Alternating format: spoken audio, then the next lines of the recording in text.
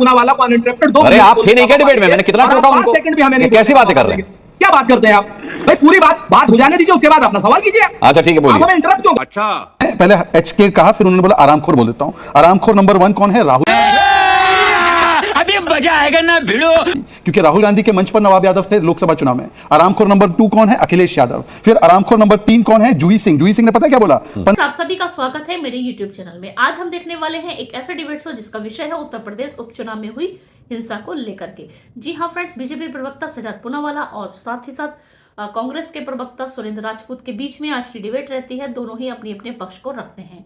तो यहाँ पर सुरेंद्र राजपूत इतने ज्यादा भुखला जाते हैं कि गाली गलौज पर उतर जाते हैं और गाली देने लगते हैं। तो यहाँ एंकर उनको धमकी देते हैं और कहते हैं, उन्हें समझाते हैं कि अगर आप इस तरीके की भाषा का यूज करेंगे तो आपकी मजबूरन ऑडियो बंद करानी पड़ेगी। इस पे भी वो भौंकला उठते हैं और कहते हैं अगर आप चाहते हैं तो मैं यहाँ से जाने को तैयार हूँ। तो इस पर सजाद पूनावाला को भी काफी गुस्सा आ जाती है, काफी गर्मा जाते हैं और उन पर खड़ी खोटी उन्हें सुनाकर किस तरीके से उन्होंने उनको खड़ी खोटी सुनाया है और उन्हें धोया है अच्छी तरीके से, ये आप आगे वीडियो में देखने वाले हैं। अगर आपने अभी तक मेरे चैनल को सब्सक्राइब नहीं करा है तो सब्सक्राइब कर लीजिए, जिससे कि वीडियो के नोटिफिकेशन आपको समय रहते मिल सके फ्रेंड्स। तो बिना देरी करे हम शुरू करने वाले हैं आज का ये डिबेट वीडियो। सुरेंद्र राजपूत जी, हालांकि आपकी सहयोगी पार्टी ने उत्तर प्रदेश के उपचुनाव में आपको एक भी सीट नहीं दी, लेकिन बावजूद उसके अब ये जिस तरीके का आरोप प्रत्यारोप चल रहा है, जिस तरीके का बवाल आप सड़कों पर देख रहे हैं, आप कहना चाहेंगे आप समाजवादी पार्टी पर फर्जी वोटिंग का आरोप भारतीय जनता पार्टी लगा रही है, कानून व्यवस्था पर सवाल समाजवादी पार्टी उठा रही है? 3-4 चीजें हैं अनुराग भाई जी। पहली बात तो केंद्र में, राज्य में और जिले में ट्रिपल इंजन की सरकार है। इस बात को तो मेरे वरिष्ठ रामकृपाल जी भी मानेंगे। अगर यहाँ पर कोई हत्या होती है, कोई फर्जी वोटिंग होती है, या किसी के कहने से कोई हत्या हो रही है, या अन्य कोई गैर कानूनी गैर संवैधानिक बात हो रही है और हमारे भारतीय जनता पार्टी के विद्वान प्रवक्ता उसको कह रहे हैं कि ऐसा हो गया वैसा हो गया, नवाब सिंह, अरे जो भी हरामखोर नवाब यादव को बचा रहा हो उस अरे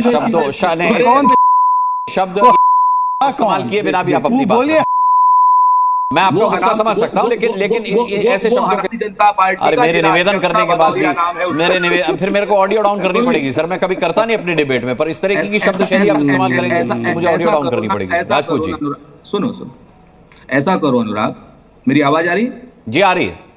अगर आपको ऑडियो डाउन करना है तो आप मेरे को हटा दो, मैं हट जाता हूं। मुझे कोई नहीं, मैं तो आपसे कह रहा हूं संयमित भाषा का इस्तेमाल कीजिए, बात पूरी रखिए। मैं आपको ऐसे नहीं हटा रहा, मैं कह रहा हूं कि इस तरीके की शब्द शैली एक चीज पहले आप सब समझ लो चीजों को। होता क्या है कि नवाब सिंह यादव को भारतीय जनता पार्टी के हरामखोर नहीं कहता, आरामखोर कहता हूं। ठीक है, आरामखोर तो ठीक है ना शब्द। भारतीय जनता पार्टी के आरामखोर भारतीय जनता पार्टी के अध्यक्ष जिले के वो बचाते हैं, कोई सपा वाला नहीं बचाता, क्योंकि सपा का नेता ही नहीं था वो नेता वहां पर। अच्छा। और आज की डेट में जिस दलित बेटी की हत्या हुई है, अगर उसकी बात की जाए तो भारतीय जनता पार्टी का शासन है। भारतीय जनता पार्टी को चुल्लू भर पानी में डूब मरने की बात है कि अपने समर्थक की हत्या होने दे रही है और उसके बाद टीवी पे तो वितंडावाद फैला रही है। तो शहजाद पूनावाला के कहने से हत्या थोड़ी हुई है वो। अरे सुनिए ना पहले भाई, आपके साथ बड़ी समस्या है अनुराग कि आप क्या नाम शहजाद पूनावाला को अनइंटरप्टेड 2 अरे आप थे नहीं क्या डिबेट में? मैंने कितना टोका उनको? कैसी बातें कर रहे हैं? क्या बात करते हैं आप भाई? पूरी बात हो जाने दीजिए, उसके बाद अपना सवाल कीजिए। अच्छा ठीक है, बोलिए। आप हमें इंटरप्ट क्यों? अच्छा, हमको सिखा रिया है। अच्छा, और जब सोच कर रहे आप हमारे संयम की परीक्षा क्यों लेते? बोलिए जी। तो अगर वहां पर जो भारतीय जनता पार्टी के समर्थक दलित जो कथित रूप से आप कह रहे हैं उसकी अगर हत्या हुई है, तो योगी प्रशासन के लिए, भाजपा प्रशासन के लिए, भाजपा शासन के लिए चुल्लू भर पानी में डूब मरने की बात है। और उससे भी ज्यादा डूब मरने की बात यह है कि सरकार भी नहीं इनकी, कहते हैं लश्कर भी तुम्हारा है, सरदार तुम्हारा है, तुम झूठ को सच लिख दो, अखबार तुम्हारा है, और इस दौर के फरियादी जाए तो कहां जाए? सरकार तुम्हारी है, दरबार तुम्हारा। सब चीजें आपके होने के बाद आपके समर्थक की अगर हत्या होती है कथित रूप से, और उसके बाद उसका रोना आप टीवी पे आकर के रोते हैं, तो ये चुल्लू भर पानी में डूब मरने की बात है। आप शासन छोड़ दीजिए, सत्ता छोड़ दीजिए, आप बिल्कुल पूरी तरीके से हम लोग संभाल लेंगे और जिसकी भी वो होगी कानून सम्मत कठोर वैधानिक कार्रवाई करेंगे। अबे शक्ल तेरी बवासीर जैसी बातें तो अच्छी किया कर। तीसरी बात आप बात करते हैं कि साहब आईजी क्या नाम आईडी पुलिस चेक नहीं करेगी तो कौन करेगा? ये भारतीय जनता पार्टी के प्रदेश अध्यक्ष कह रहे हैं। आप समझिए, चुनाव आयोग स्पष्ट दिशा निर्देश कल दे रहा है, रामकृपाल जी ने भी वो लेटर पढ़ा होगा, कि जिसमें उन्होंने कहा कि पुलिस का काम आईडी चेक करना नहीं है, आईडी चेक करना चुनाव के अधिकारियों का काम है। पुलिस आज की डेट में 9 की 9 विधानसभाओं पर आईडी चेक कर रही जिसमें 7 पुलिस वाले सस्पेंड भी हुए हैं। याद रखिए मेरी बात। जी जी। जो कैमरे में पकड़े गए वो 7 पुलिस वाले सस्पेंड हो गए, लेकिन जो 700 पुलिस वाले कैमरे में नहीं पकड़े गए हैं वो अपना आज की डेट में वही तांडव कर रहे हैं। हमसे शहजाद भाई से राम की स्पेलिंग पूछेंगे, हमसे चेकोस्लोवाकिया की पूछेंगे, तो अपना विरोध दर्ज कराएंगे, जान लीजिए। तो मैं आपसे जो बात कह रहा हूं कि जिस तरीके से उत्तर प्रदेश में भारतीय जनता पार्टी के शासन में जिस तरीके से गुंडागर्दी चल रही है, वो जो शहजाद ने अभी खुद मानी, ये तो भारतीय जनता पार्टी के योगी शासन के लिए शर्म की बात है। क्या शहजाद भाई योगी शासन के लिए आज की डेट में उनसे इस्तीफा मांगने के लिए आए हैं?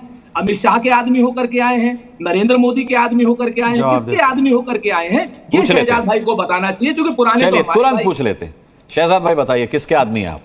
देखिए, मैं तो देश का आदमी हूं, परंतु हो सकता है कि कुछ लोग जो है उनको तो देश के नहीं, वो तो विदेश के ही काम करते हैं यहाँ पर, तो विदेशी एजेंडा पर जो चलते हैं उनके नेत्री भी विदेश से ही आते हैं, तो इसलिए विदेशी भाषा बोलते हैं। पर मैं चाहता हूँ मुद्दे पर। इन्होंने पहले HK कहा, फिर उन्होंने बोला आरामखोर बोल देता हूँ। आरामखोर नंबर 1 कौन है? राहुल। अभी मजा आएगा ना भिड़ो, नानजी भाई अभी आएगा रोड पे। राहुल गांधी, क्योंकि राहुल गांधी के मंच पर नवाब यादव थे लोकसभा चुनाव में। आरामखोर नंबर 2 कौन है? अखिलेश यादव। फिर आरामखोर नंबर 3 कौन है? जूही सिंह। जूही सिंह ने पता है क्या बोला? 15 साल की बच्ची नवाब यादव के यहाँ क्या जॉब मांगने गई थी। तो अच्छी बात है कि सुरेंद्र राजपूत ने माना कि आरामखोर नंबर 1 राहुल गांधी, आरामखोर नंबर 2 अखिलेश यादव, आरामखोर नंबर 3 जूही सिंह है। ये 3 आरामखोर बैठे हैं इनकी पार्टी में। अब जहां तक मैं किसका आदमी हूं, भाई मेरी पार्टी में तो राष्ट्रीय अध्यक्ष नड्डा जी है, तो मैं तो उनका आदमी हूं। पर आप बता दीजिए सुरेंद्र राजपूत जी, आप ही लोग नारा लगाते थे ना 27 साल यूपी बेहाल, तो ये 27 साल में किसके 27 साल थे? कैसे कैसे लोग रहते हैं यार यहाँ पर। ये तो 2017 के पहले के नारे थे आपके। चढ़गुंडन की छाती पर वोट दबेगा हाथी पर, जिस मायावती जी के साथ भी आप लोग थे एक समय पर, ये उन्हीं का नारा था। ये किसके बारे में नारा बनाया था? ये नारा बनाया था अखिलेश यादव जी के बारे में, जिसको आपने एंडोर्स किया। आपने तो चिरकुट छुटवैया भी बोला, तो आज आप चिरकुट छुटवैया के साथ है ना। और उस चिरकुट छुटवैया ने आपके शब्दों में आपको इतना भी नहीं समझा लायक कि वो आपको टिकट दे दे, एक सीट दे दे। पता नहीं डिबेट में क्यों बुलाया भाई। ये पांडे जी की पार्टी ने तो उनको एक सीट लायक नहीं समझा है, और वो उनको महाराष्ट्र में एक सीट लायक नहीं समझे, और दोनों एक दूसरे को लायक नहीं समझते, पर डिबेट में एक दूसरे को बचाने आते। चलिए छोड़ देते, आखिरी बात मैं कर देता हूं। इन्होंने कहा कि मैंने ये एक्नॉलेज किया कि कानून व्यवस्था बहुत खराब है। नहीं साहब, आज जो है ना, जो उत्पीड़न करता है उसके ऊपर कार्रवाई होती है। आप विधानसभा और संसद भेजते थे अतीक अहमद जैसे लोगों को, आज उनको मिट्टी में मिलाने का काम करते हैं। पत्थर इकट्ठे किए जा रहे हैं, कानून व्यवस्था पर तो सवाल उठेगा। आपकी कानून व्यवस्था में चुनाव से पहले पत्थर इकट्ठे कर रहे हैं लोग, और आपकी लोकल इंटेलिजेंस सोई पड़ी है। ऐसा है, सुनिए मैं बात कर लूं। ये मेरे सवाल के सवालों का जब मैं जवाब दे देता हूं। ऐसा है कि इलेक्शन कमीशन जब कोई व्यवस्था को टेक ओवर कर देता है, इलेक्शन कमीशन को निश्चित रूप से देखना चाहिए कि कहीं पर भी कानून व्यवस्था बिगड़े नहीं। अगर हमारे साथ भी कुछ हो रहा है, और आपने माना ना कि पत्थर फेंक रहे थे, अब मुझे बता दीजिए कि मीरापुर की घटना की आधी क्लिप क्यों डाली? और दूसरी बात मैं पूछना चाहता हूं सुरेंद्र राजपूत जी से कि ये जो प्रशांत यादव है उस पर कांग्रेस पार्टी का क्या स्टैंड है? अन्यथा यह समझा जाएगा कि ये कांग्रेस इतनी दलित विरोधी है कि आरक्षण भी दलितों का काटकर मुसलमान में देना चाहती है, और यहां पर भी स्टैंड नहीं ले पा रही है। राजपूत जी बताइए ना एक बार स्टैंड क्या है? सुरेंद्र राजपूत जी एक छोटा सा रिएक्शन दे दीजिए शहजाद पर, फिर आगे बढ़ता हूं मैं। बिल्कुल, मंच पर अगर किसी के रहने से कोई आरामखोर हो जाता है तो सबसे बड़े ये नया टर्म आया है आरामखोर।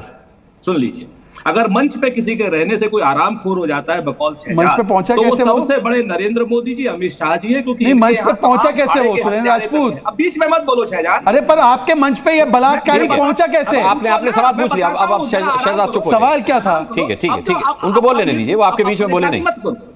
ठीक है ना, चूंकि वहां पर 2 लाख रुपए का कुख्यात आतंकवादी कश्मीर में बाकायदा नरेंद्र मोदी जी या अमित शाह जी के मंच पर रहता है, तो सबसे बड़े आरामखोर तो फिर वो लोग हो गए। मंच पर रहने से कोई आरामखोर नहीं होता शहजाद। अच्छा, हमको सिखा रिया है।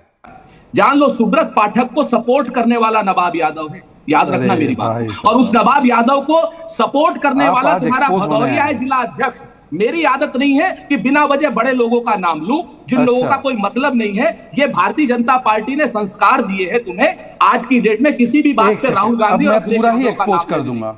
अब मैं पूरा एक्सपोज कर दूंगा। ये है, तुमको पागल कुत्ते का गाड़ी उठा के ले जाएगा, बता रहे हैं लेटर। एक सेकंड सुन लीजिए सर, सुन लीजिए, ये है लेटर, सुन लीजिए अनुराग जी, सुन लीजिए। अभी सुरेंद्र जी की बात खत्म नहीं हुई है। नहीं, अब एक वाक्य जोड़ के फिर खत्म करें। मंच की बात नहीं है। 25 जुलाई 2024 प्रिय नवाब सिंह यादव जी, समाचार पढ़कर बहुत गहरा दुख हुआ ये कि आपकी परम पूज्य माता जी का आज दिनांक 25 जुलाई को स्वर्गवास हो गया। अखिलेश यादव जी, ये अखिलेश अखिलेश यादव ने पत्र लिखा है। तो अखिलेश यादव कितने बड़े आरामखोर है, कितने बड़े आरामखोर है बताइए। ऐसे आरामखोरी की बात करेंगे नरेंद्र मोदी जी हजारों पत्र रोज रिलीज करते हैं। अच्छा, हजारों पत्र बलात्कारियों को रिलीज हो रहा है। रोज करते हैं। आपको आज की वीडियो देखा आपने, यहाँ पर शहजाद पूनावाला ने सुरेंद्र सिंह राजपूत को किस तरीके से धोया है, साथ ही वो जो गाली गलौज कर रहे थे उनके करारा जवाब देते हुए उन्हें सबक भी सिखाया है। आपकी क्या राय है इस बारे में, आप अपनी राय कमेंट सेक्शन में रख सकते हैं।